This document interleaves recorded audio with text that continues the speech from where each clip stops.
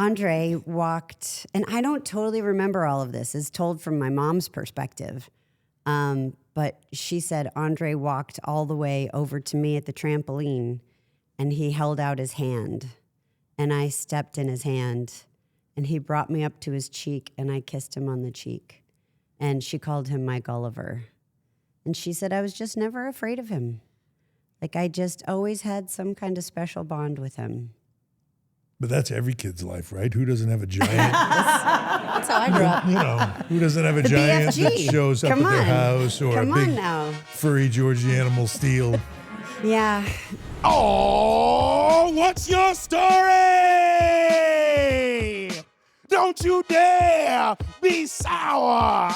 Clap for Stephanie and feel the power. This is a WWE and Fanatics original production brought to you by Game Day Men's Health. Today we have a special edition of What's Your Story? The host of the show, none other than Triple H. I'm fortunate enough to be his co-host for the day, and we get to interview the 2026 Hall of Famer. Soon to be. Well, Soon to we're be. headed in. None other than Stephanie McMahon.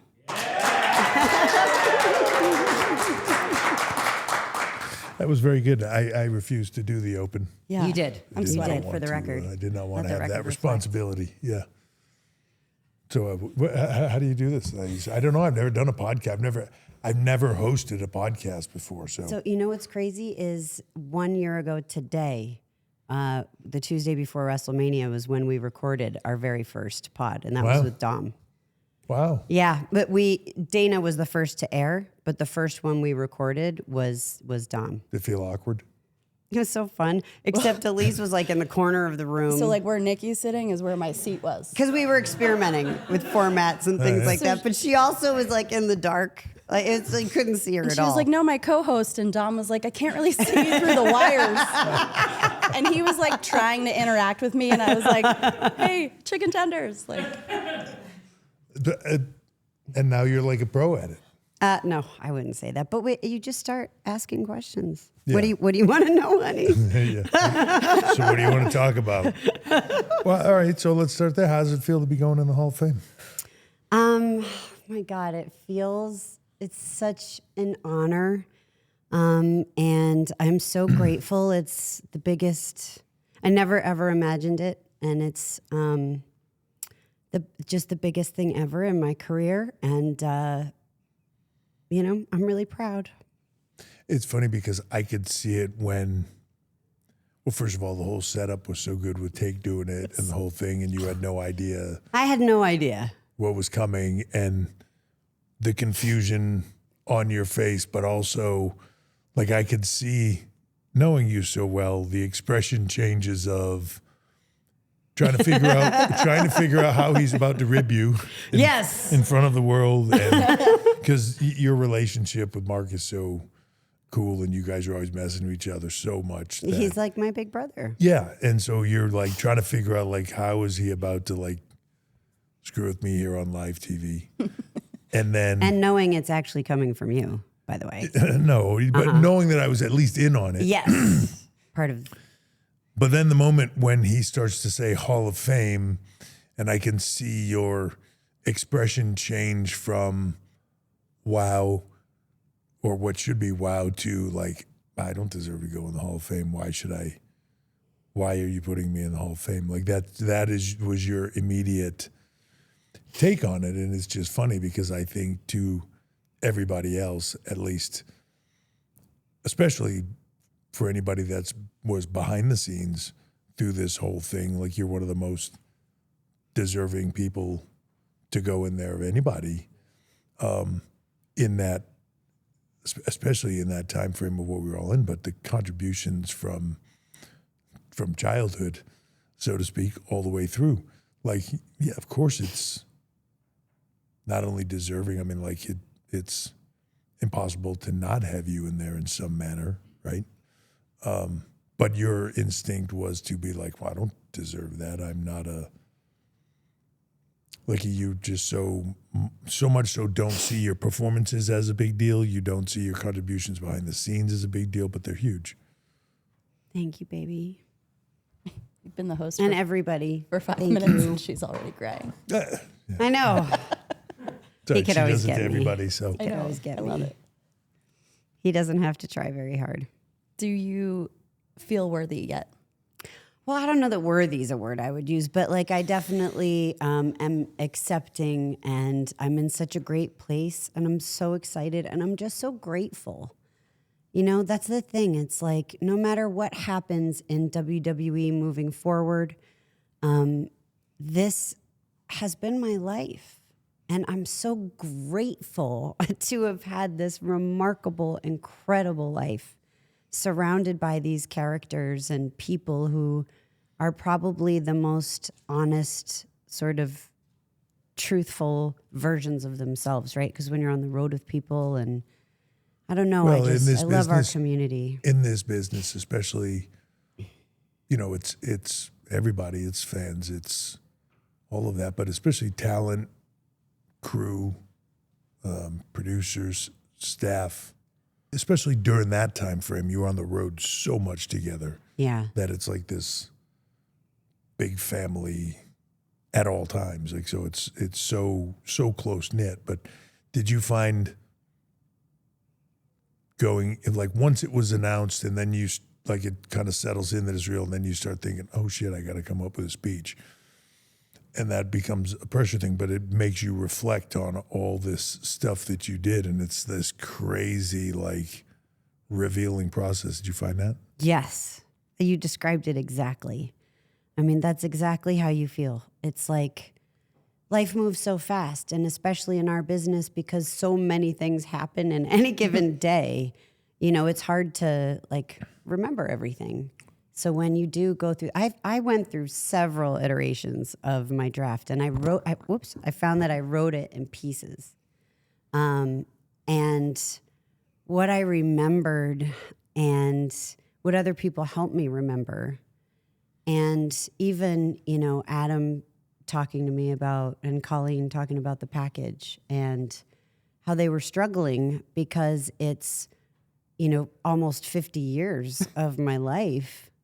And it's so much more than just like my career, right? Because it's everything from growing up, you know, modeling in the magazine or answering phones or whatever it was, and, you know, then getting to this place and at some point in time being the chairwoman and co-CEO, and also having this incredible career in the ring, like as a performer, not, you know,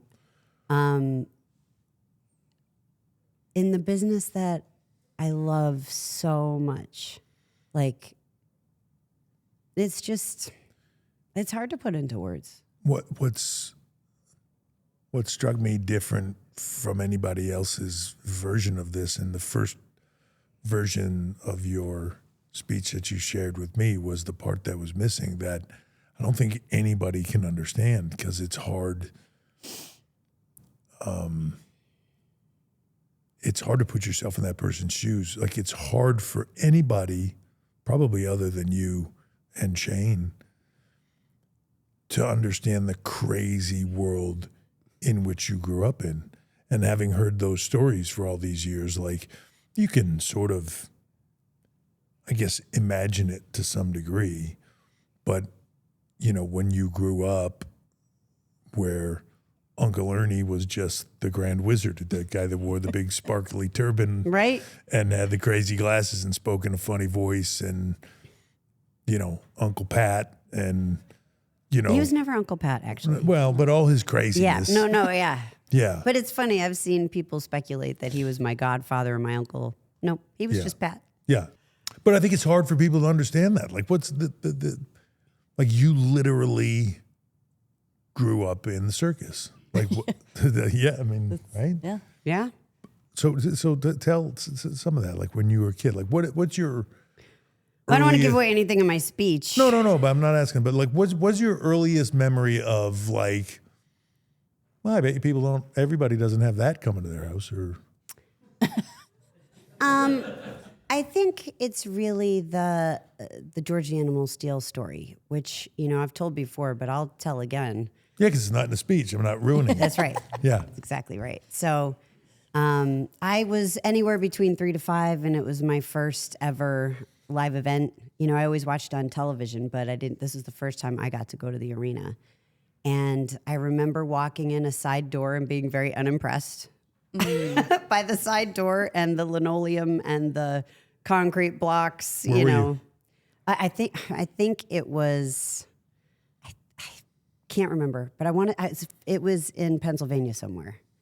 And all of a sudden, around the corner comes a group of kids just screaming their heads off, running away from something, and I'm like, what on earth could that be? Because as one does, right? So then I go and I look, and then coming around the corner is this like furry man, all hunched over with a green tongue and like wrinkles, and he looked like a monster. And he sees the kids run, and then he like zeroes in on me, and then here he comes for me, and I scream at the top of my lungs, and I run to my dad and up his legs, and I bury my head in his shoulders. Because I'm like, if anyone's going to save me, it's going to be my father, my hero from this monster, right? And instead, he started to laugh. And I didn't totally get it at the time, but like that was not the response I expected.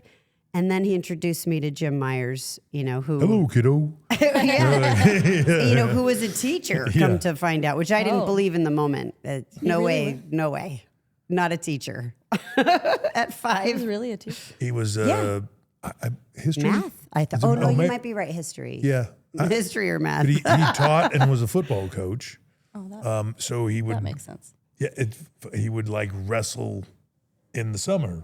Like, so he'd come in, do like a 3-month program with Bruno or Backlund or whoever it was, and then he'd go back to school, and then he'd be school teacher Isn't that cool? the With the year. sweater. And his vacations or his time off from school, he'd wrestle. He was always a big jaw, so he could go in and do something.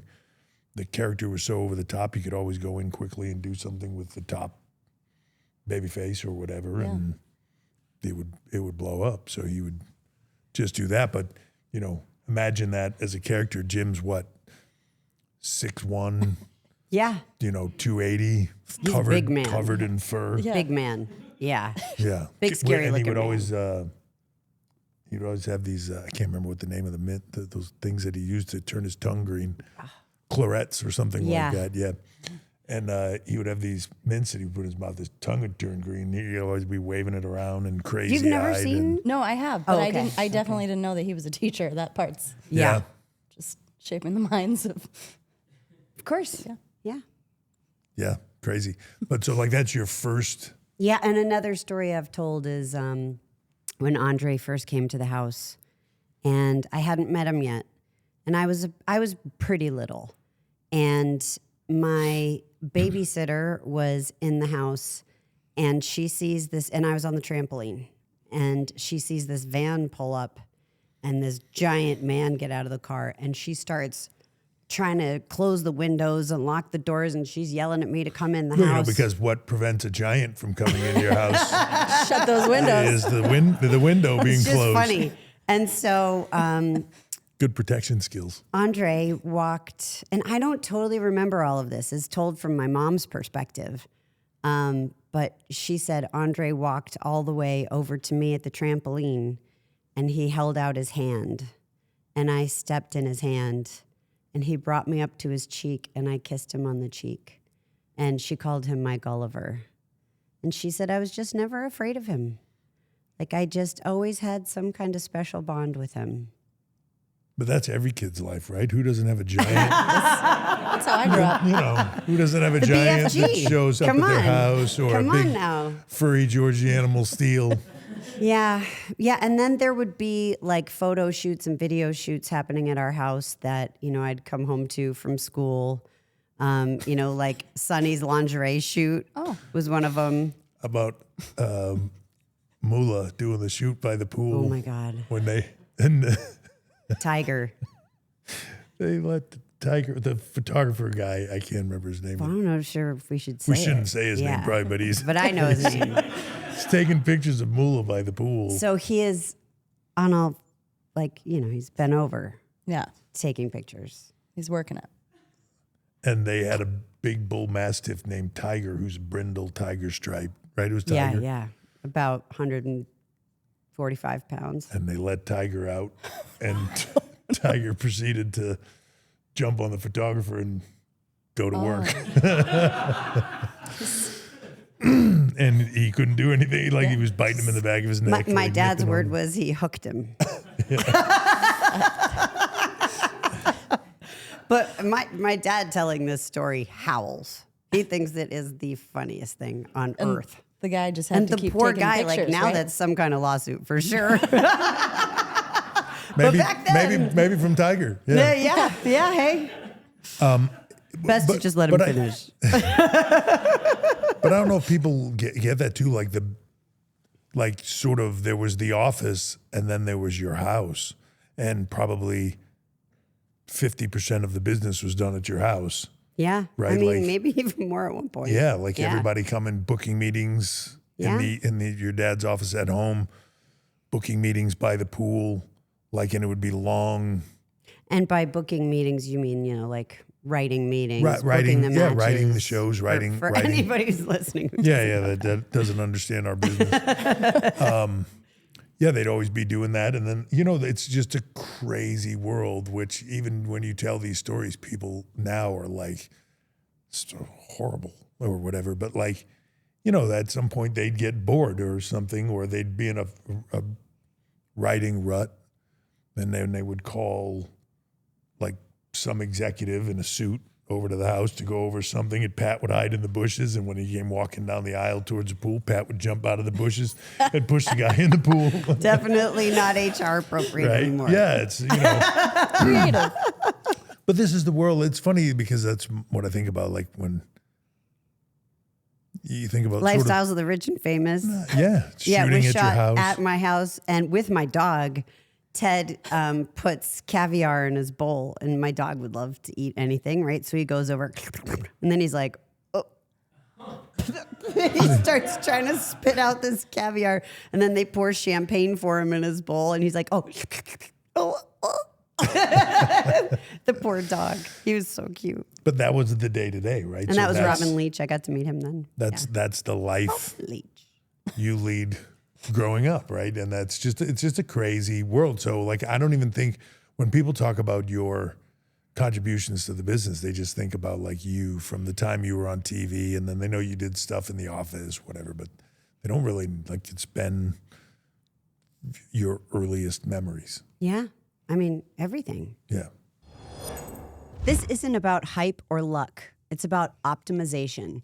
Living stronger, thinking clearer, and performing better every day.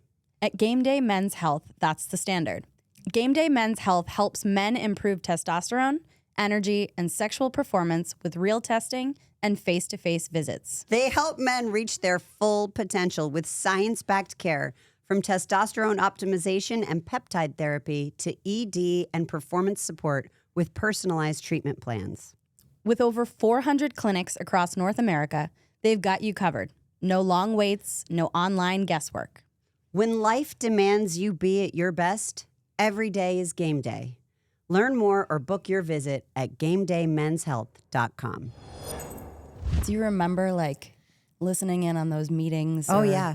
I remember one conversation, especially about whether or not it was time to bring in fresh blood and bring up the young upstart Kurt Angle from Memphis, because that's where he had been. That's Yeah. awesome. And his story. And they talked about his story and who he was, and that Kurt asked to go to Memphis to get better. He said, I'm not good enough. I want to get better first. And they pulled him up before he felt he was ready. But I mean, that was Kurt's sort of mentality. But I remember that conversation specifically. It's wild. Just being in all that stuff, you're sort of in the learning environment without even knowing it. Yeah. But So at what age, or did it even? And I already know the answers to most of these questions. But at what age did you first think to yourself, like, that's what I want to do? Was there ever anything else, or did you just? Never anything else. This is the best business in the world, and you could do anything, right? I mean, if marketing, production, merchandise, live events. Media, and then you get to the executive level and, everything you learn there and you have the opportunity to do. I mean, and then to actually have the chance to perform, which I never thought was in the cards for me, but I always loved to perform, but I never thought of me as a wrestler, right? And so to have had all of this, it's just, this is my world. WWE is my actual world and always has been, What was the first time they brought up to you being a talent? I remember. I mean, I've heard Jim Cornette tell the story. Well, then it's true. I don't totally remember, but it was exciting because when I graduated, I always worked in the business. I interned when I was younger, and then when I graduated college, finally, I was really lucky because I always knew what I wanted to do, and I had the opportunity to do it. Now I've lost my train of thought. When you first started working? What was the first time it was brought up to you? Oh, yeah. So thank you. About being a character. I was in a very unique sort of shadowing position and working, observing and working with my dad and, being a gopher also. And we were just talking about different angles. And I believe it was the corporate ministry angle. And there needed to be a way to get some kind of sympathy for Vince because it was so hard to feel bad for him. And so they came up with this storyline that I was getting abducted, not kidnapped, abducted, because semantics matter. Yeah, as we all know. And I remember aliens abduct people. Right. Weird people kidnap. I'm sure that is the actual definition. But that was really how it started. And then they lit the teddy bear on fire, which was kind of real because I did have a little blue teddy bear, kind of looked just like that, that you wound up and it would play a song at night. Not creepy at all. No, this is my childhood. Oh, right. Because, it was normal.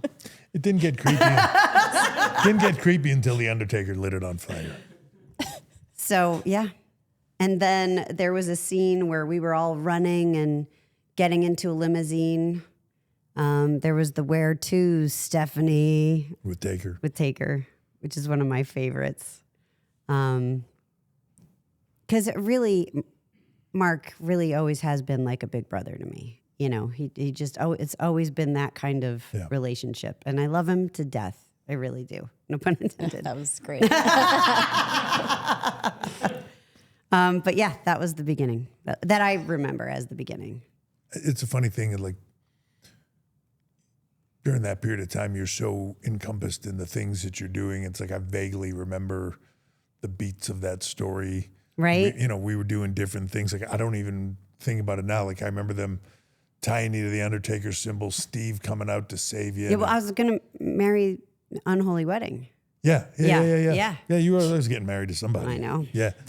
But like that, but then Steve saves you. But then, like, I don't remember. Like, I just remember it being your dad. Like, yeah, it was and then me. somehow he was the one. Yeah. No, everybody remembers that one. It was me the whole time. Like, wait, what? So you were just ribbing yourself. Gotcha. Got it. No, you just wanted to put me through torture, right? His daughter's Yeah. in storyline. For the business is breaking you in. Yes. But I don't remember, like, I just, for the life of me, don't remember how everybody got out of that story and then the tests. It's a funny thing. I don't remember most of The that. timeline of it. Well, I confused the timeline of it. But I remember a lot of the stuff with Test. And we were supposed to get married at Forbidden Love, ironically. And It's two. but we didn't know what to do. And the writing team didn't know what to do. I wasn't really a part of it at that time. I was just sort of observing. But they came up with, they had to give me amnesia because otherwise we were rolling towards this wedding way too quickly. We didn't know what to do. So the British Bulldog inadvertently hit me with a trash can in That gives England you somewhere. amnesia. And then I got amnesia. So I couldn't remember who Test was. No, I remember they just did that because they had the storyline of the wedding coming up and had no idea, like, how do we get out of this thing? And, Yeah. like, what does it become? And no one had any clue. Part of the writing team had left, and like if there was a plan, nobody knew what it was. And he hits you with the can to get out of it, which is mostly the most ridiculous soap opera thing of all time. It was great. So horrible, it was great. Yeah, which then led to, I was in a sort of an angle with your dad at that point in time where I don't remember the specifics of it even, like, but for some reason, You couldn't compete for the title I couldn't, again. yeah, I had lost the opportunity to compete for a title. The only one that could change it would be him. So somehow, but that was like kind of our story, and we were trying to get to a match between he and I somehow.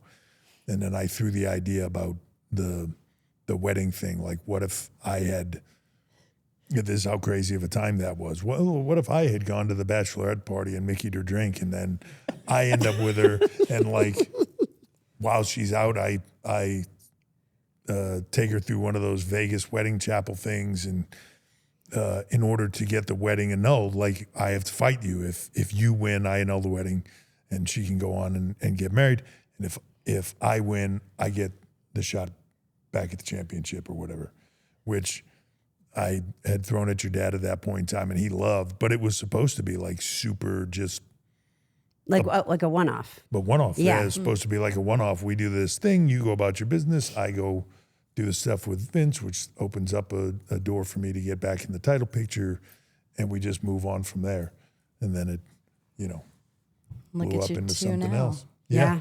I was just telling you the story as I was writing my speech and reminiscing of being in Baltimore specifically in my dad's office and listening to the two of you talk about the angle and saying, like, I don't know, it was you specifically. I don't know, Vince. I think this thing has legs. And he agreed with you. I meant you.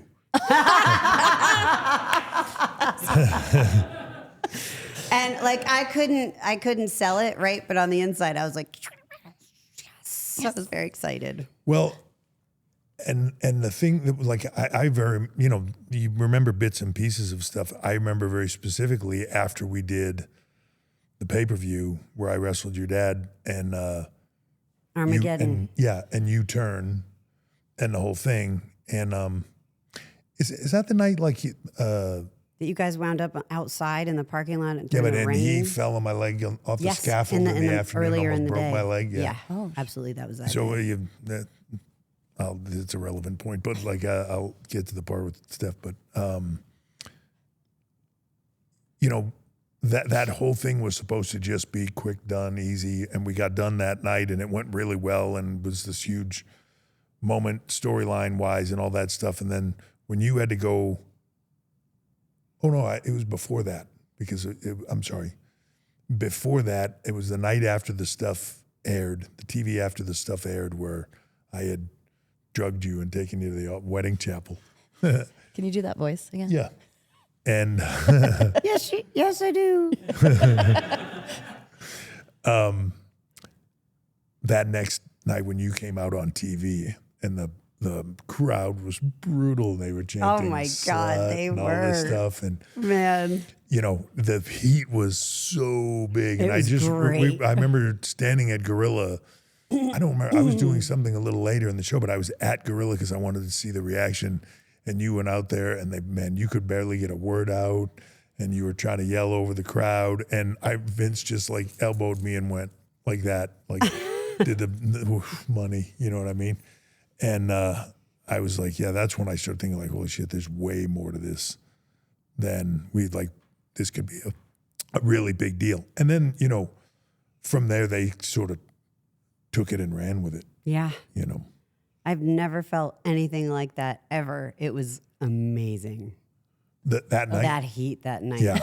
Like I really, and surprising, and that's why when it happened for Dom, I was like, oh my God, I know exactly how he feels. Like I know exactly how he feels. It's the coolest thing in the world. So, but by far for you at that moment in time, right? Like you've been a part of like the Taker abduction. I don't want to say kidnapping, the Taker abduction, the Austin stuff, saving that, all that stuff. You've had some moments, but by far that's like the most positive or negative sort of nuclear reaction, right? Like Yes. that level. Like Well, what and was the that? the turn that night was such a shock. Oh, at Armageddon. Yeah. But before that, even like when you didn't necessarily, you were the victim here, right? So you didn't necessarily expect to go out and get like that level of negativity. So there was this one time, shortly after the abduction. I think it was the first time you saw me and my dad in the ring to cut a promo about what happened, and I remember saying something about my drawers had been rifled through, and I was trying to be like sympathetic. Serious. Yeah. Yeah. And he went through my personal things. The crowd pops.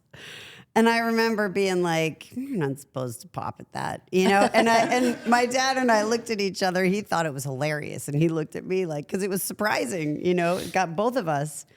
And so they've never wanted me to be a baby face, ever. They've always preferred me to be a heel. And it works out. Because you never It's way wanted more to be fun. a baby face. Yeah, no. But what was way that? more fun. So when they booed you that night, though, what was your, like, were you thinking this is the coolest thing ever? Or like, hey, what the hell? No, coolest. Yeah. Because it surprised me, and that's what I loved about it. Like it caught me so off guard, and then I was like, "Oh, this is fun," Like and then when I realized what I said, I laughed too. I was like, "Yeah, of course they're gonna pop at that," But it was kind of like a moment where you can just feel what you can do, Yeah, the control that you have. They're like, and how powerful it was, So I thought it was the coolest thing in the world. I really did. And the slut chance. Yeah. Like, where'd they come up with that even? Who's the first person to say slut? I mean, in the arena at me. Like, who was that person? I don't know, but somebody brought it. Yeah. And then everybody was like, that's perfect. Yeah. The chants at the time were They were. stout. They yeah. were stout. Yeah. She's a crack whore was Oh. also. That was Chicago. Yeah. I still enjoy the. Which may or may not have been towards Steph. Could have been anybody in that crowd. It's messed up. We love Brooklyn Bedding here at What's Your Story because a good night's sleep is the key to being ready to do all our podcasts. Brooklyn Bedding designs and assembles every mattress in their Arizona factory. No middlemen and no gimmicks. Just top tier quality, honest pricing, and real American craftsmanship for a better night's sleep. Brooklyn Bedding is one of the few mattress brands endorsed by the American Chiropractic Association for spinal alignment and back health, so you know you're getting the supportive sleep your body needs. Go to brooklynbedding.com and use my promo code STEPH at checkout to get 30% off site-wide. This offer is not available anywhere else. That's brooklynbedding.com and promo code STEPH for 30% off site-wide. Support our show and let them know we sent you after checkout. brooklynbedding.com, promo code STEPH. And so then at that point, like, at that point, you turn at Armageddon, and then we go on that heel run, which, we had like nuclear We did. heat at that point, from Fire and Foley to the stuff with Rock and all of that Everything. stuff. When who's the first person you slapped? Was it after that? Yeah. Right? Well, yeah, I mean, the first person that I slapped in a mean, evil way. Yeah. I guess. No, Deborah. No, that was later. No, that was later. Yeah. I feel like it might have been Mick. Foley at the Rumble, right? In that unsanctioned match. I don't remember. I think that's where it may have been because I remember. And I hit him with the trash can lid, so maybe that's what I'm remembering. Jericho was early on. I So slapped my Steph's- brother and you in Yeah, but quite a that was- funny exchange. But that was that.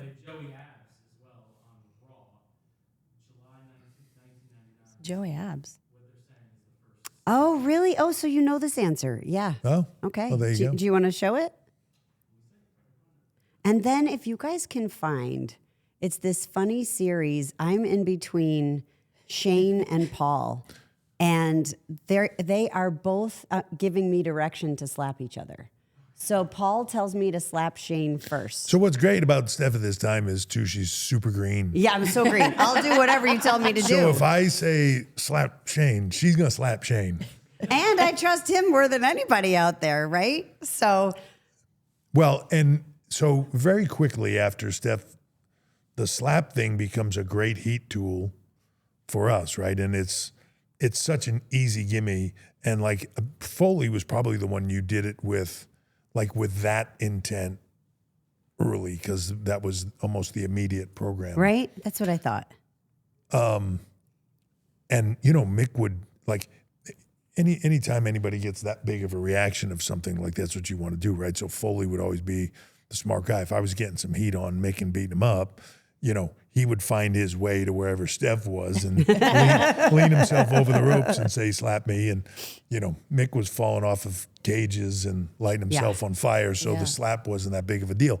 But for anybody else that took it, Well, his ear was already gone, so you didn't have that's to what I worry mean. about his ear. He literally gone. He doesn't even have an ear on one side. But it quickly became like this thing where, because, you know, we would tell Steph like the worst possible thing you could do is miss or whiff or have the slap look light or weak, because then the person sells it and it's the worst thing you can do. You just got to haul off. Here's where you hit him. Here's how you do it safely, but you got to haul off and hit him. Cup.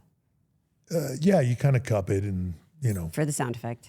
But this quickly becomes like the thing of legend of like people coming back and like, you know, it was like when you're in there and you see her slap somebody, that was a good one, right? Same point in time, like none of the boys are going to come back and be like, Except Big Show. what the fuck, Steph slapped me, it hurt. You know what I mean? They're not going to like, right? They're working with these big, huge guys that you can't really complain that little Steph hit you and it was terrible and hurt you.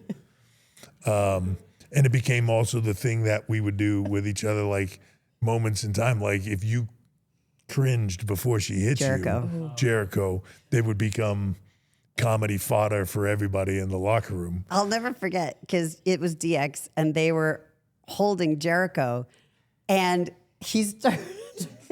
Steph wound up, but she kind of stayed there for a second to talk some trash before she hit him. And about the time she wound up, he thought she was coming and he went, And then Paul stops me. He's like, no, wait. And calls it out. And he's like, look at his face. Look at his face. and then let her go. So by the time he stopped and relaxed, she He, slapped the shit out of looked, him. And here I came. Yeah. But it became this thing. So then it was, you know, I'll Steph slap you, or, you know, when the time she's talking about with Shane, there was like this argument going on with all of us. And I don't remember who she was supposed to, I think she was supposed to slap Shane first or something. And then, No, I wasn't supposed to slap anybody. It was just, I remember specifically because I was surprised when you told me to slap him. I was like, really? You want me to slap him? And you were like, slap Shane. And then I turned around, I slapped Shane, and Shane was pissed. I see him look at me like mad. And then he goes, why'd you do that? And I said, Hunter told me. Hunter told me to do it. And he goes, well, then you slap him then. And I turned around and I slapped. yeah. Wait. Oh, wait. Just slapping I think everybody? This is where it happens. Yeah, slap Shane. She starts slapping everybody. So now it just becomes a series in the ring. Oh, wait, maybe this isn't the one. Now there's a much longer Yeah, version. there's one, and we're on the side of the ring. But Closest to hard cam. just becomes a series of slap him again, then him slap him again. And then like she just turning back and forth, slapping us. It was like a Lucille Ball kind of moment. I had no idea what was going on, but I'm slapping the shit out of everybody. It's a funny thing that time in the business too, I think was just slightly different. And it was so, It was wild. it was so Wild West and it was such uncharted territory.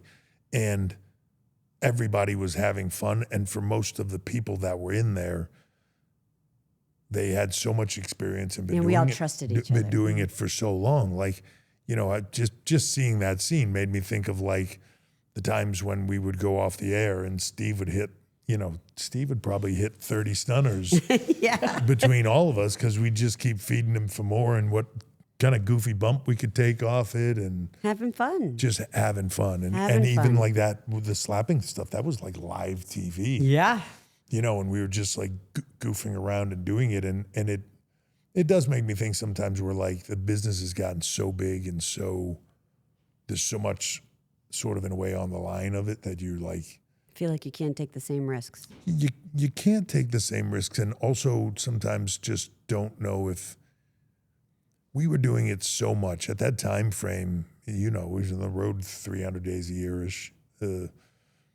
Right. doing But s- also what started it was almost going out of business. Yeah. So, I mean, we All were bets were desperate, off. right? Yeah, all like bets. we were going for it and there was no stopping us because we were either going to die or we were going to, you know, blaze a trail and we were all on fire. Yeah. The stuff mean, Steve was doing, the stuff Rock yeah. was doing, the stuff DX was doing, the, you know. But it had to get there. And I think, you know, there's something interesting in where we were to be able to do it, yeah. you know? It's when people talk about the scripted moments of then, like so much of that stuff wasn't Wasn't scripted. Like Yeah. even that turn you talked about at Armageddon with your dad, like we went over it, kind of went over the beats of it, but like what exactly was going to happen was sort of, hey, at some point in time, I'll get the hammer from him. You'll ask me for it because you want to do it. Or, I mean, sorry, your dad will get the hammer. You'll ask him for it because you want to do it. And at a certain point in time, I'll take it from you and then I'll get him and then we'll embrace. But like, none of that was like, and I'll be here and he'll be there and you'll be Right, here. And right. like everything is so laid out. And you would just tell me to listen to you. Yeah. And so that's what I did. And that's where, like that was one of the things that impressed me so much. Like even when, and is part of the reason, sort of how we spend so much time around each other because she was such a sponge for the business. So once we did the thing where we were on the same page, like our storyline was threaded through so much throughout the show, and And you stuff- were on both brand, like there was no separation of No, it brands was- at that okay. time. so it was all the like we were time. on Raw and we were on SmackDown, Yeah. and it was and then you'd sort of get the direction you wanted it to go in, but then we had to figure out what it was and sort of put it all together. But Steph was just such a sponge, and she wanted to know like everything. Like even if it was a scene that I was in that she wasn't in, she wanted to be there because she would be like, "Well, why would you do that? And why would you say it like this? And why would they do that?" And well, and he was he took extra special time to explain everything to me, which I was very very grateful yeah, for not because you necessarily. didn't have to do that. No, yeah, but like, and some of it, we were also figuring out the characters together of Yeah. like what it was and what it could be, and like the, you know, also she would have these like great, she just had great instincts for stuff. So even when you would put something out there, or you know, if I'd be going over something with Rock or with Foley or whoever it was, like we'd be talking about something, and then she might not speak up in the moment, but she would say after, like, "Hey, would it be wrong if this happened?" And like, "Oh, it's fucking great." Yeah, like now I go back to them and like, "Hey, Steph just had an idea. What about this?" Right, right. And you could see also Talent then very much starting to gravitate towards like, "Well, what do you think?" And started asking her stuff because she was so good at it and so quickly. Like she had that gift. No, seriously, she had that gift of the creative. You still have it, and always will. Pat used to say it to me all the time. This business isn't this; it's this. Yeah, it's And feel. you either he would say it all the time. You either feel it or you don't. Yeah. Most everybody doesn't feel it. They think they do. They feel it when it happens, but they don't feel it the same way they before when they're talking about it. They don't know exactly what that's going to feel like when it gets there. Most people don't have that. He said it to me all the time. You for sure are one of those people that you just have a feel for it, and it's 99.9% of the time the right feel for it, in my opinion. Thanks, baby. No, but it's true. But that was just such a crazy magic Oh my God, it was so much fun. time. In the It was business. magic. I I mean, remember. that's a great I don't know if you remember this or not. Like explanation. when Description. there was one moment, and I don't remember. Like I guess because we were trying to like show that we were the bosses or whatever, so we were like sitting on stage a lot or whatever. Yeah, And I there was remember one that. time that we walked out there to go. I believe we were going to like the big couch or whatever to sit to watch I think it was a something. chair. Something. Because And you always made me sit on your lap. yeah, because it was a chair. He's a gentleman. Smart gentleman. But do you remember somebody throwing a baseball? Oh, yeah, that was Houston. Yeah. That was Houston. Like Yeah, craziest. people like used when, to. when you know you have heat, did it hit you? Thank God it bounced first, Yeah. but it bounced first and then it hit me in the belly. Yeah. It was thrown from the upper rafters. It's terrifying. Yeah, it was Yeah, pretty there was a scary. crazy Because point. if it hit me in the head from up there, it would have done some more damage. Yeah. I just remember seeing it like just out of the side corner of my eye, seeing something coming down and being like, oh shit. And But at that time, we had to watch for fans jumping the railing. all the time. We had, I told you about the dip spit. They would throw, not tacks, what would they throw? Throw batteries. Yeah. Oh. And bottle caps. But in you the know. time before people had phones that could take photos, people had cameras. In those cameras, Yeah. I they was had like, do they come with a pocket like- full of batteries? No, like AA batteries. Because right? I remember you taught me when I took a bump, I had to roll over face down in case somebody threw something. Because if I was laying face up selling and you get hit in the something back, can- you get hit in the yeah. head, it's bad. You get hit in the face, it's pretty bad. really bad. Yeah. That's why they take the caps off the waters now. Maybe. They're plastic anyway now. Probably. But like even so, I used to boggle my mind of the things that fans would think of. Like I remember we had this was Sean and I were in DX and we had a riot in Little Rock, Arkansas, and couldn't go there for a long time. And they started by throwing batteries, but as we were going towards the back, like a big fight broke out. We kind of had to fight our way to the back, and as we were getting back there, something hit me. I thought somebody punched me. Boom, hit me right in the face. And I remember thinking, like, what the fuck? That was hard as shit. Like, what was that? And looking down, and somebody had taken like a paper cup and drank all the drink out of it and then like screwed wow. it down. So it was like a big Yeah. ball of ice inside this paper cup. And it just, I don't know where it came from, but it just boom, right in the eye. And I remember, just thinking like, as we're going back through the curtain, thinking, it's really creative. Like, you know what I mean? Like I wouldn't have thought of that. Interesting You know what I weapon. mean? And getting Yeah. in the back, yeah. Well, and we've heard stories about in Puerto Rico them pulling knives. Oh yeah, like sometimes. that's before. That's a generation before us. But yeah, like look, I remember as a kid going to the Boston Garden and always seeing this big net up.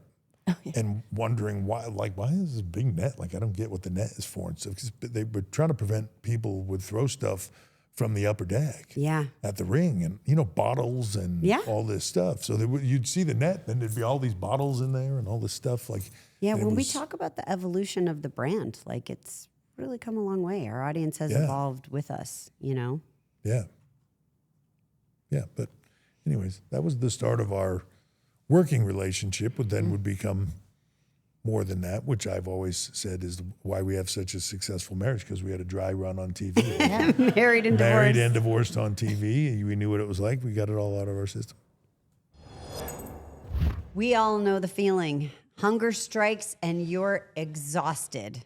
Eating healthy isn't a willpower problem, it's a setup problem. With Factor, I'm hitting my nutrition goals this season without the planning, the grocery runs, or the cooking. Ready in 2 minutes. Factor shops, preps, cooks, and delivers straight to your door so you have more time for everything you love this spring. Fresh, never frozen, over 100 rotating weekly meals, including globally inspired flavors like Mediterranean and Asian. So there's always something new to look forward to. Head to factormeals.com/Steph50off and use code STEPH50OFF to get 50% off and free daily greens per box with new subscription only while supplies last until September 27th, 2026. See the website for more details. I love my Factor meals, and I know you will too. The War of the Roses was fun. Right, I cut your Corvette in half. Didn't I, or As fun something? does. Will you? Didn't I do that? Well, like when Was I it a came back Corvette? from my injury. Yeah, It was that's when we when, did the because you divorce were such a thing. baby face, and again, I could just never be. And everything was divided in the middle. And I want to believe at TV one time you had said, and I want my car, and I want my this, Right, and I want and my you that. gave And I me said, half oh, of yeah, I it. gave you half Yeah. of it. They had taken a car and cut Yep. it straight down the middle. Everything 50-50. Yeah. And then Jericho accidentally ran over our dog Yeah. that you loved that I didn't like, which is so funny because I love dogs so much. But I had to act like I didn't love this bulldog. What was the dog's name? Lucy. Lucy. Lucy. Well, here's what I remember about the Lucy the dog is never work with animals. But you and Jericho were cutting a promo, and the dog was supposed to have taken a shit. And You didn't have to I'm go? on the floor, laid out like army crawling while they do this promo. Like this is all hands on deck, right? I'm army crawling under where they are to put the brownie things that we made into dog shits. Fake poop. Yeah, underneath the thing, and the floor was uneven in the locker room, and like I kept putting this one, and it kept rolling. I was like, fuck, gotta hurry up because they're almost done. And I'm like trying to get it to stay in like a little dog Oh my pile, God. and it wouldn't stay there. So funny. Yeah, and then I think Chris put the dog down or something, and I was thinking, oh, he's gonna eat the brownie. You know what I mean? Yeah, because little known fact, brownies, especially if they have nuts in them, mash up to look like poop for anybody I who mean, would ever like to try that party trick. It's an educational show, not just not just informative. Educational. Infotainment. do either of you remember the exact moment that this chemistry turned in, like, from on screen to real life? Maybe Steph. I want you to go first. Sorry. So I don't remember an exact moment, but it's funny because we've had this conversation a million times. Like her mom asking her, like, what's going on with you and Triple H? And she was like, Mom, nothing. He's a talent, right? Yeah. And my mom saying the same thing to me, like, something there more than what's on TV with you and Vince's daughter? And I'm like, Mom, it is Vince's daughter. Absolutely not. I remember my mom saying one time, like, because you're not that good of an actor. like saying, like, I can see it and you're not that good of an actor. And I was like, well, one, thank you. Yeah. Two, no, don't be ridiculous. You know what I mean? But I think that was sort of the first time of putting it in your head of, like, you know, I often think it's like the movie scene where the movie where the guy and the girl are into different things and they don't like they're best friends or something and they don't realize that they're falling for each other, you know, in the movie. And then later on, it turns out they're the right people for each other or whatever. And it's been there the whole time. They were the only people that didn't see it. It's kind of what it seemed like to me, is that it was this, like, yeah, we were spending all this time together, but also I would find myself like, oh, I got to go find Steph, run that by her. You know what I mean? Like clearly once that thing with my mom happened, I started thinking, like, I don't need to go run it by her, but I kind of want to just go find where she is and spend time and sit and talk to her for a little while. And I would be so happy when he would. Oh, so what are we doing tonight? Okay. Yeah.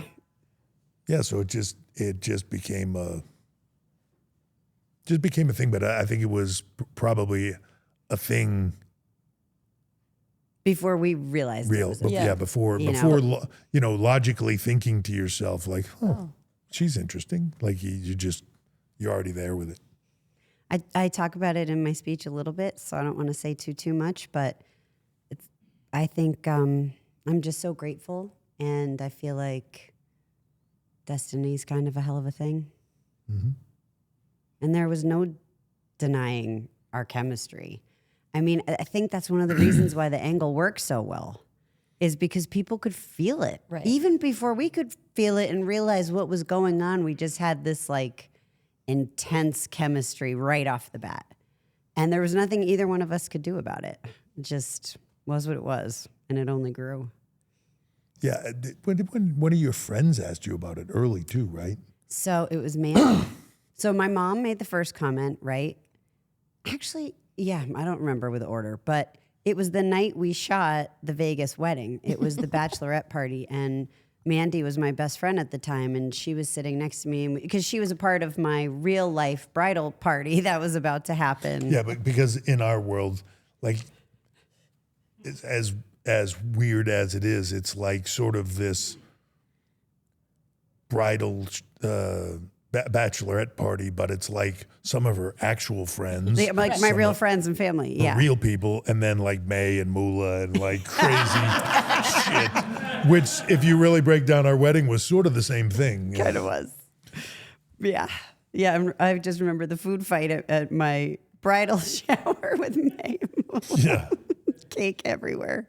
My poor mom, that was still shot at my house. That was shot at my parents' house. Of course Yeah. it was. I don't Yeah. remember that. Yeah. But so, we were just sitting there all day, right? And then all of a sudden, it's time, Paul arrives. You were coming in from a show or something like that.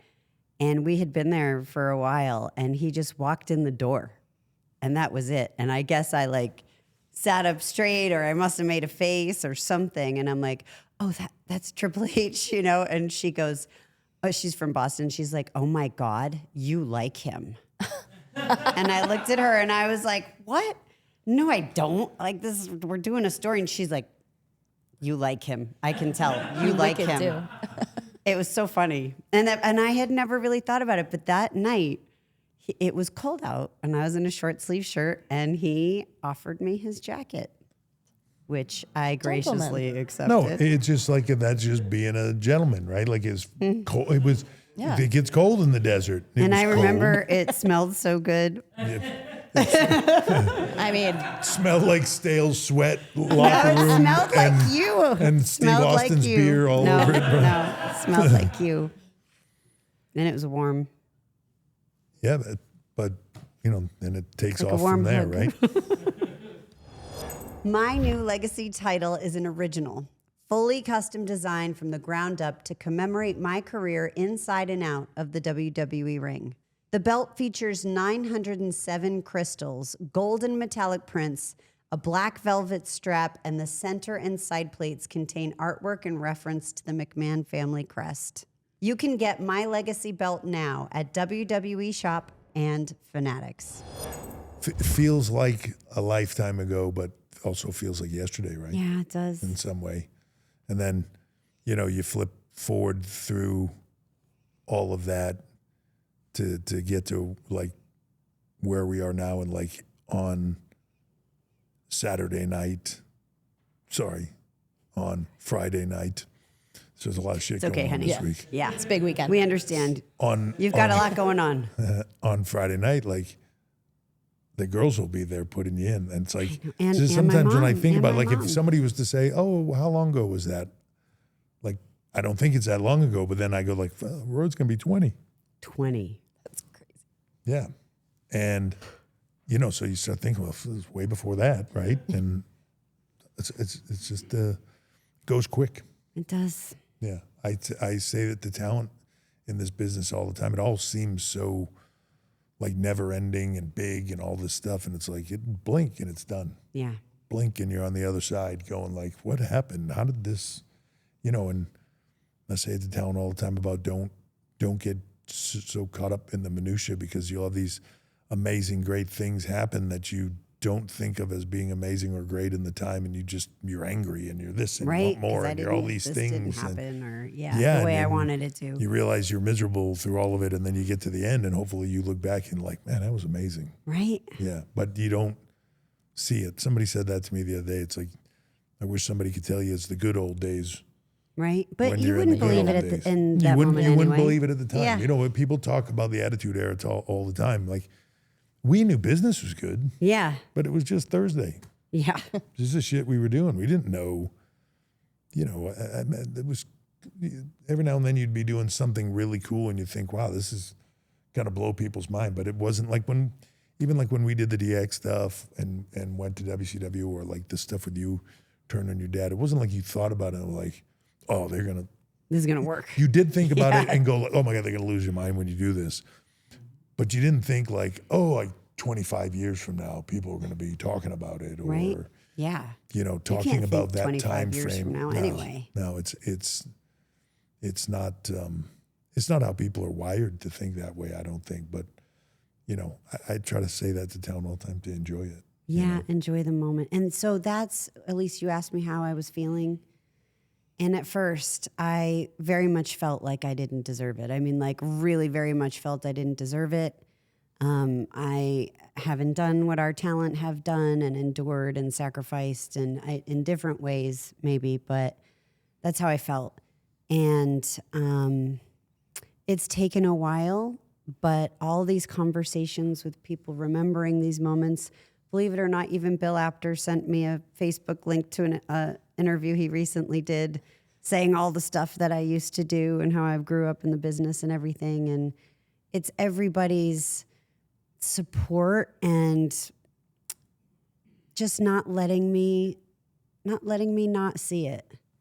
And now I'm so grateful and appreciative and accepting and trying, especially at this point in my life, to enjoy every minute, even this podcast, with you, Elise, with my husband, anything I get to do with you.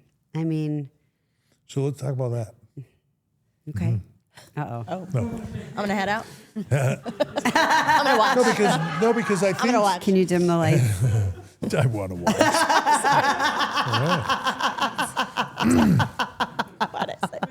No, he appreciated that one. Yeah. I mean, this is the viewing audience.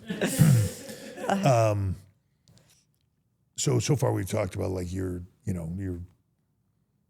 sort of family life, then the stuff of us getting together and becoming a character and all that stuff. Obviously, there's all the business side of it, but there's also what I don't think a lot of people give you credit for is the ability as an in-ring performer, bell to bell, like as an in-ring performer.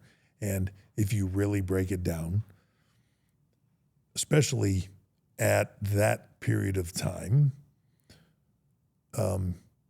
you're, it's just my opinion, but you're one of the best female performers in that generation, bar none. And part of that is the reason why you saw then, like all the women were pitching to do angles and storylines with you, and it's why you still see it now. Like, 3/4 of our roster have probably asked me at various points in time, like, do you think Steph would be interested in doing something at WrestleMania? Or, you know what I mean? And I'm like, I don't think so. You can ask her. I highly doubt it. Yeah.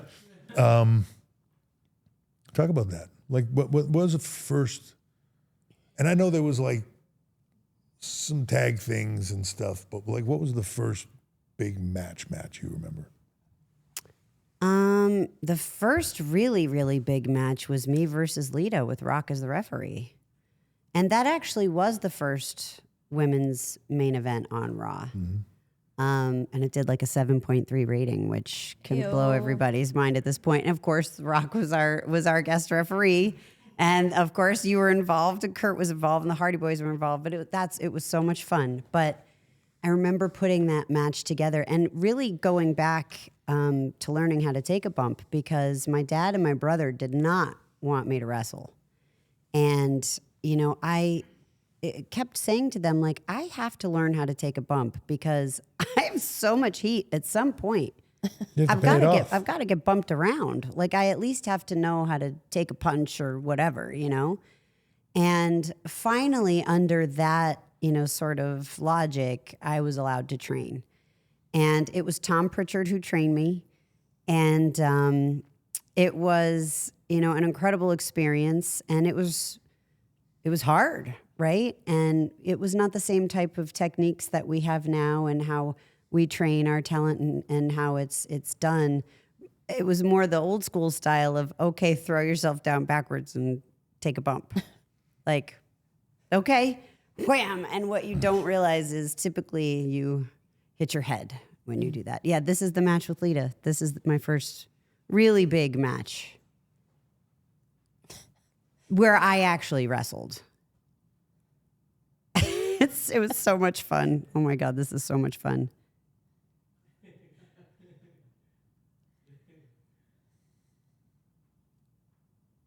Oh, slap the shit out of Lita. Okay. Oh, did it again. But see how I'm like tugging those? Those are my working slaps.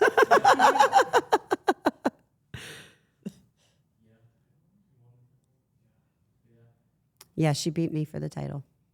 Because of The Rock. I mean, come on. It's bullshit. Still bullshit. Rematch. How had you gotten the title? I beat Jacqueline. Oh, yeah. that's right. So Jacqueline was the champ, but really because Tori Pak came in and gave her a Yeah. DDT. I did nothing in that match but run away. And then you guys told me to get in and what to do. This was Yeah, so much I fun. remember that now. I mean, and I so appreciate the accolades, but I think you are a bit biased in this regard. So this is your first match ever. Yeah. Well, like first singles full match. still. Yeah. Yeah. I mean, when you break that down to what's going on here and all of the things that are taking place in the moments. This was the move that Paul was the most scared of me taking. Yeah, look at the bump Lita took. Oh. Get over here, Hardy Boys. I mean, it was so fun and exciting. Pure chaos. It was chaos. Absolute chaos. I remember I had that shirt too. I liked that one. Someone gave it to me.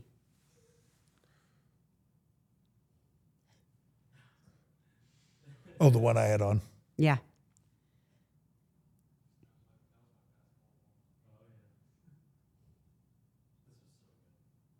Oh.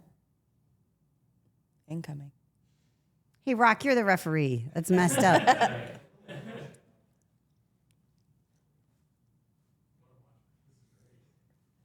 Yeah, it's so fun. Oh no, Kurt, what did you do? Oh, see, again. Dirty ref.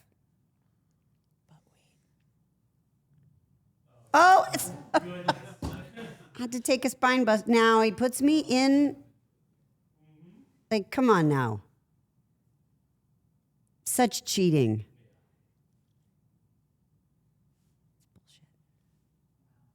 Oh. Nikki. So much fun.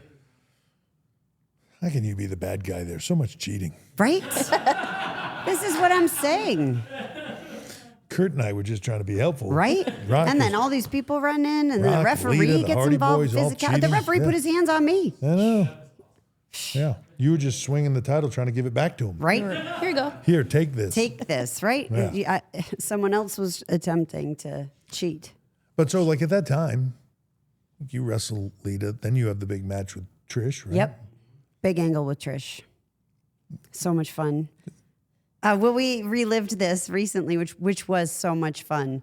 We watched our matches back, and like we talked about, how green we were, and we had the first big match. It was No Way Out, I think, in Vegas, and then it was like the next night or something on Raw. We were in a mixed tag, and we thought like we were pros now, and we knew exactly what to do because our match was successful. This highly orchestrated, choreographed match that was like all of the bells and whistles were carefully added. So we now believe we can do this, and we stunk the joint out. I mean, it was bad, like really bad. Who was in the tag? I think I don't think it was the one with my dad and Regal in the slop bucket, but it could have been. It could have been in I think Phoenix. the you and Trish was at No, it was a Thomas mop. and Mack, right? Yeah, You and Trish and I Trish were was at Thomas and Thomas Mack, and so Mack. it might make sense then in Phoenix. The hay, the animals. No, that was Oak City. Oh. No, Kansas City. Kansas City. The barn. So then you had some other, and that's my thing. Is And like, then, yes, Sable was a you big had this match. big stuff with Sable. Yeah. You had Oh, yeah. Okay, that's where it happened. It was but thank God for the payoff of the bucket. well, at least you had Vince to blame that. No, it was. There is this one. We watched it back with Trish. There's this one woman. My dad honestly starts to laugh. Like, what are they even doing? We had this horrible missed spot. We tried to cover it up. It was so bad. It's really bad. And was always my biggest fear, is that I was going to embarrass the business. And that's why matches to me are like sacred, pinnacle. And it's funny because a lot of our talent would say to me the opposite, right? Like the promos are what make them the most nervous, and the physicality is what they're the most comfortable doing, and I'm the opposite. But you were doing the promos all the time. Yeah. For the average talent. Like I remember when I came here, when I very first got here, probably cut 4 promos in my life. Yeah. When I first came to this company, like couple for WCW. Prior to that, just working on the indies and cut promos. No one did promos then. You were just on the show and you just wrestled, and then that was it. And the talking was a completely different Skill set. skill set. Yeah, and you had to get used to Practice it. and- makes perfect, right? Yeah. The more you do it, the better you get. Yeah, and then sometimes. But that was me with matches. I had what? Yeah. Like 10 That's the thing. matches Like total, maybe? so, the things you were experienced at were the things. With Yeah. The promos, and the things that you were inexperienced at were the actual matches and stuff. But you crushed them. You had the big one with Brie Bella Yes, at SummerSlam. at SummerSlam, Yep. which I remember going really, really well. That was a good one. And then And what was so cool, and Elisa and I told this story recently, I forget when, but during that match, it had been 11 years since I had been in the ring, and the audience started chanting, "You still got it." And that was so cool. And then even cooler was backstage. Here I am now, kind of like, just waiting, and I hear 3 little voices, "You still got it," as they're walking towards me down the hallway. And there were my baby girls, and they got to see me perform. Like it's so magical. It's just hard to put into words, Yeah, I think about that sometimes when you were, and I were talking, this is last week before something, and you were talking about your speech and talking about growing up in the business and stuff, and it made me think about Aurora, coming to the shows and sitting backstage For every show. playing patty cake with Big Show or something like Yeah. that. And before I would have to tell, okay, Mr. Big Show and I are going to go pretend to fight now. We're going to go push each other down and, Wasn't she the one who came up with that description? push you down. Yeah. Daddy, who's going to push you down tonight? Isn't that cute? I thought that was the was her. cutest thing. that's awesome. Yeah. And I've told this story before too, but I remember because the only way we could ever really be together was if I went on the road with you, because you were a full-time talent at the time. And I'd often come on the road with Aurora, like Friday, Saturday, Sunday. We'd do Raw Monday, and then you'd fly home. I'd do SmackDown Tuesday, and then I'd bring her home. But I remember it was a live event in Waco, Texas, and Aurora was sitting on my shoulders. And we were watching, it was you and Sean DX at that time, just the 2 of you against, I can't really remember who.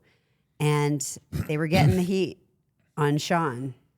And I could feel her start to get really, really nervous and excited. And then here he is, making the slow crawl over to, Triple H to save the day. And then, the bad guys make the tag first, and I can feel her getting nervous. And then in the last minute desperation, Sean gets the tag, and then here comes Daddy, and she is going nuts on my shoulders. And she just reacted in all the right places. She was young. She was 2. Yeah. I mean, she was a baby. And then you were so excited coming back from the ring and you just kind of, forgot that we weren't going to show our kids off. And you were so excited. He was so excited. And he comes over and he takes her off of my shoulders and parades her around the arena. And people my are daughter. so excited. It's like Lion King when he's on the And people were going nuts and they were cheering and it was amazing. And I remember the look in Aurora's eyes as you handed her back to me. And I was like, oh no. She was just bit by the bug in that very moment. Yeah. Yeah. Road to Gold is the latest WWE exclusive from Fanatics Casino, bringing WrestleMania thrills right to your fingertips. It is the most star-studded casino game ever built. Spin reels featuring 20 WWE superstars from Cody Rhodes to John Cena and my personal favorite, Triple H. And for the first time ever in an online casino game, you'll hear the voice of WWE himself, Michael Cole. Battle to the top for rewards with bonus spins, mystery wins, and cash collect moments. This is WrestleMania Road to Gold, and it only lives at Fanatics Casino. Must be 21 and over. Gambling problem? Call 1-800-GAMBLER. Not available in all states. See Fanatics Casino app. WWE just announced the waitlist launch of Club WWE, the ultimate insider membership designed to bring fans closer to WWE than ever before. With Club WWE, you get early access to tickets, exclusive merch drops, rewards, members-only content, and a community built for the WWE universe. Join the waitlist now at www.com/clubwwe. That's www.com/CLUBWWE for the opportunity to become a founding member and be the first to access everything Club WWE. Get in early and join the wait list now. So let's talk about Ronda. Okay. Yeah, we'll talk about that match. So That- that's a full, right? That's a full year, or is it more? It was in the more. making It was like from when she it was does a couple WrestleMania. years. Is it 2 a couple or 3, years before yeah. she comes in? Because it was Levi's, right? When we did the first angle, and that was Yep. with Rock, and then I slapped Rock pretty good. That was a really hard slap, and it was one of my all-time hardest slaps, I think. And then for a shoot, and then he says, "Well, I'm not going to hit a woman, but I know somebody who would." And the crowd knew she was coming, and I forget what they were chanting at me, like you're gonna You die effed or up something. Ronda's gonna kill you. Rhonda's gonna kill you. Rhonda's gonna kill you. Like even before he looked over at her, it was Man, she so killed me. great. Yeah, yeah. But and it was so fun to work with her and to get to work because I was a big fan of Rhonda. Always have been, and used to love to watch her fight. And I read her book, and it made a big impact on me what she's lived through, and. Her dad committed suicide when she was young. She didn't speak her first words till she was like 4. And ironically, her first word was like an attempt at Hulk Hogan because she wanted this doll. Then she kind of found herself in sports and jujitsu. And her mom is I believe, a gold medalist. She's in judo. And she started to train Ronda, and then Ronda was shipped off. And I mean, willingly, I don't mean to say that in a negative way, because she wanted to train for the Olympics, and that's a huge commitment. So here she is in, I think, Massachusetts, and she's away from her family. She's lost her dad, who meant everything in the world to her. And she's alone training in judo, really tough training, to make it to the Olympics, and sort of everything that happens in between. And my heart just always is with her because she's so strong in many, many ways, mentally and physically. And then also, I think she has broken pieces too, as we all do, right? Yep. And so I'm a big fan of hers. And she was the one who requested the match. So it was like a couple years later. Originally, she was going to come in sooner, but then there was a movie or I don't know, something happened. And then you sign her. And Rhonda was the one who said, we need to finish the story with Steph. So she's the reason I ever had a WrestleMania match. And, you know, it was her first match. And so we had to really train and really put it together. And it was stiff. You know, Safe, but stiff. you talk about, like, so we just talked a few minutes ago about Steph having her first match with Lita, TV, all that stuff and all the pressure of it. Rhonda's going to have her first match ever, WrestleMania. At WrestleMania. Right? This woman is like legitimately one of the baddest women on the planet, if not the, right? Like, she is physical on every single level. And one, we got to teach her kind of how to do this and then put this match together. And Steph is on the receiving line end of 90% of it. You know, I felt bad for her. She would come home. It look like she was shot with a buckshot or something. She's bruises all over her from Rhonda just lighting her up, you know. And I think I've told the story before. She's in the office sitting at the table and like rolls up her sleeve and her elbows are just like black and she has bruises. That's my own all- fault, though, because I take bumps But like that. you're covered and like you're like, yeah, are there any ice packs in here? Like just to like take a meeting, like put your arms down. Paul would tease me. He told me I was like DDP.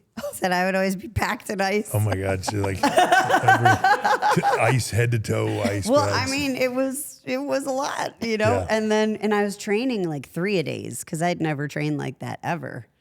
You know, cardio, strength and conditioning, Well, and in the then, ring. I was going to say, and then in the ring, and then additional to that, then training with Rhonda in the Yeah, ring. yeah. You know, so like on the weekends, we would go to the warehouse or whatever to get with Rhonda or wherever we were to train with her. And, you know, we would bring in some other people to take bumps and do stuff, but at a certain point in time, they have to like do this stuff with each other, Yeah. you know, and it's physical enough when you haven't done this in a while. It's physical enough trying to get back in there and hit the ropes and take bumps and do all this stuff, and you're making mistakes and trying not to get hurt. But then when you're doing it with somebody who also has, you know, sort of zero idea what they're doing, to some degree, it's really tough. Yeah.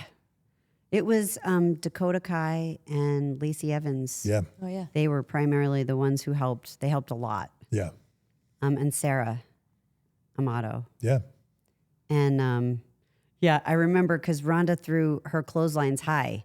One time, I got busted in the mouth and was bleeding a little bit, and we were trying to decide if we wanted to try to keep that in the match. And I was like, no, Please no. I will absolutely lose consciousness.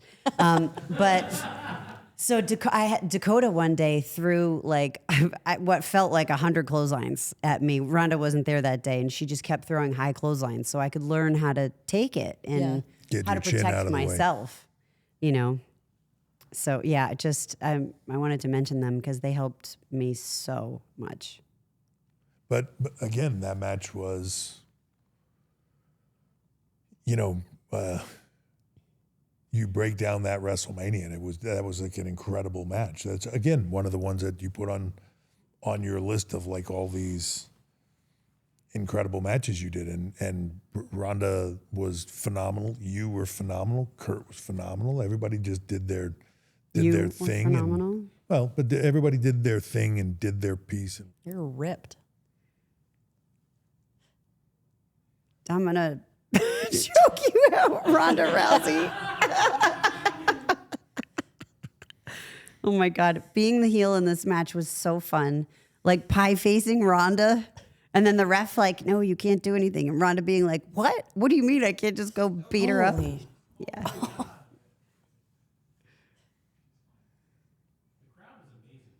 They were awesome.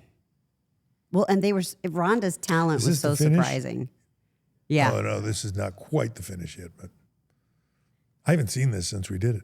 Really? I'm just remembering on this because I think haven't seen it in a long used Kurt time. here I used Kurt to get Ronda off you here. Oh, that's right.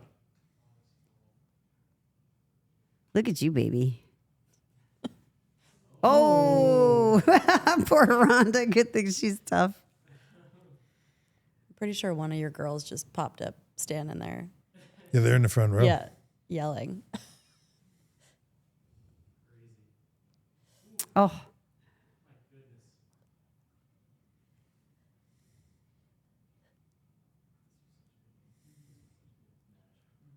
This was so much fun.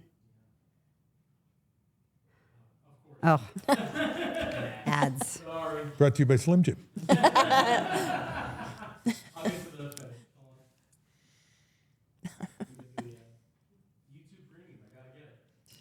I cannot believe you don't have YouTube Premium.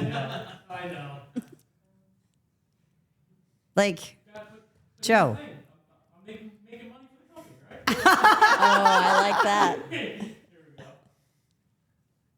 Oh, yeah. Here, she's going to break it. Nope. No, Rhonda. Please, no, Rhonda. Don't break it. Don't break it. Don't break my arm. I've seen what you do. Oh, no, no, no, no. I can hang on. I can hang on. Oh, shit. Don't. No. Please. Oh, my God. Don't do it. Oh. Oh. That's one of my favorite, certain Mania moments that stick out, but that's one of my favorite nights, because being able to do that with you and the entrance and you doing the water spit and just the whole thing was just so surreal, cool. Like when you get to the end, at that point I'm doing stuff like once a year maybe or something like that, and it's brutal, but like they're all just like these little moments that you savor. So to think that I would have that time that late in my career to like, oh, I get to go out there with you and do all that cool stuff and all that fun stuff. And, for me, it's funny. I remember that day thinking at one point in time, I don't remember where we were in the ring, but you were in there doing something with Rhonda. And I remember thinking like, oh shit, like I can't, like I was watching from the floor or wherever I was, but I thinking like big smile on my face watching this in the Tron. I'm thinking, oh shit, I can't. You know what I mean? I gotta cut away to me, and I'm like over there like a fan enjoying the spot. You know what I mean? Because it was just so much fun, and It was I was so much fun. I almost like my performance aspect. I didn't even like think about it because I was just so. Kurt and I were both like, yeah, it's not about us. It's like about them. So like, let's just go, like, let's just make our parts be the glue a little bit to just hold the pieces together.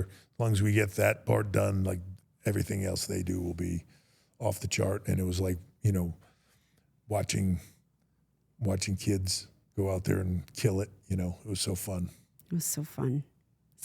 Again, such an honor and a privilege. Yeah, and you took an ass whipping to get there too. I did. So the funniest thing is, when I came back up to Gorilla, Taker was there. And he looked like he felt so sorry for me. And I was like, hey, how you doing? And he's like, oh. He just hugged me. Yeah. There was very little not live round in the Ronda Rousey live rounds. Yeah. Yeah. Again, safe but stiff. Yeah. Very Yes. safe. She was easy to do stuff with and amazing, especially considering she hadn't done it. But like, yeah, it certainly was in there. Snug. I learned what all those definitions. Yeah. Took it like a Because champ. otherwise, I mean, pretty much, like Trish and I kicked the crap out of each other, actually.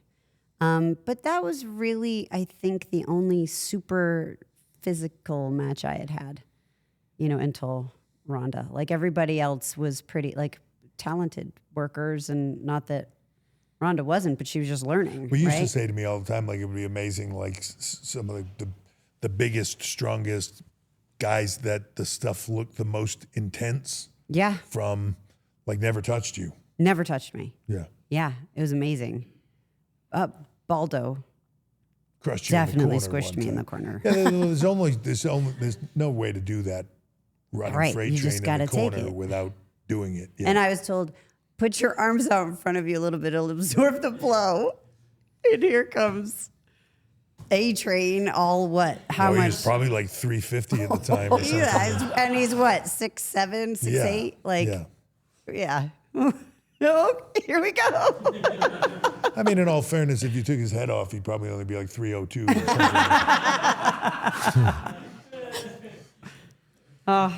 But yeah, I mean, it's physical. Yeah, It's physical. it is.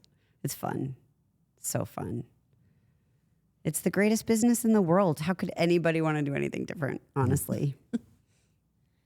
Well, I don't know how to wrap it up. So if that's where I mean, we're going, I don't guess, know how yeah. you get to the end. But like, to me, I know we started off by saying, you know, you and the moment of going in the Hall of Fame, like I can't, there's very, you know, I mean, obviously I could make a list of some people, but like there's very few people that I could look at and say deserve it more, like truly.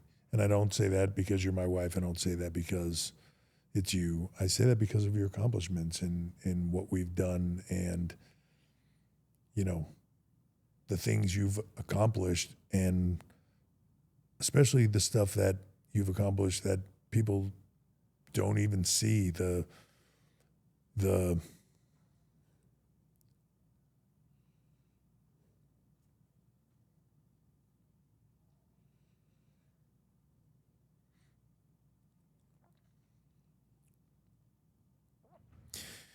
people come along and participate in the business. People come along and add to the business. Very few people change the business. There's still, Jesus Christ, I can't get through any Hall of Fame, mine or yours, without blubbering. Got to get my estrogen checked again.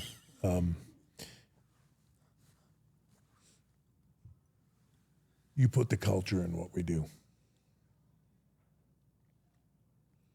It didn't exist before that. It was just the fucking Wild West. It's just what the business was. And then you came in and sort of changed it. All of a sudden, there was a different take on it, a different perspective of it. It wasn't that Wild West business anymore. All of a sudden, it was a family. I don't know that it was a family before that. I think it was a business before that. You had people on the road that you worked with that were like your family, but it was very much a business, treated that way, hard, cutthroat, all those things. And then you changed it over time. You made the changes internally. You made the changes on the road. You were the person that listened. You were the person that knew everybody's families and kids and the crew. And, you know, how many times your dad and I joke with you leaving the building about, Jesus, we got to wait for Steph for 45 minutes because she's got to talk to every single person on this crew and ask them about their families. And we'd be like, come on, we got to go. We got to be in a drive 6 hours or whatever it is, right? Like, or get on a plane and we got to do this again tomorrow. And you guys have to be up in the morning to write and, you know, all that stuff. But you changed that culture and you still see it today. There's a component of it that no matter what, you will hear people say it that were here. And some of the people that are newer don't get it. But anybody that was here through that period of time, all the way through to when you left the office, that, man, Steph was the heart and soul. Steph was the heart and soul. Steph was the heart and soul. You hear it all the time. I still hear it. Everybody still asks. People light up when they see you, when you come to the buildings and you're at the arena. And I see people later in the day and they just come over to me and like, oh my God, I saw Steph earlier, you know, and they're just so excited and happy. And, you know, it's, if none of the other things were there, but that was there, then you changed the business. So how could you not be in the Hall of Fame? I think you have a talent for wrapping things up in the biggest way possible. Thank you. Thank you. Well, and I'll just say, it's Don't ruin it now. If that was I good, know, I'm I mean, really if that was, Yeah, that was solid. I don't know. I don't want. I'm not trying to put it over. But if that was good, just call it a day. Let's get the fuck out of here. No, Because I gotta pee I just really got bad. one last thing, because it takes everybody to make it happen. You know, it really, really does. It takes That's what every great leaders single say. person and every single job. Well, I believe it to be true. Heart and soul. Thank you.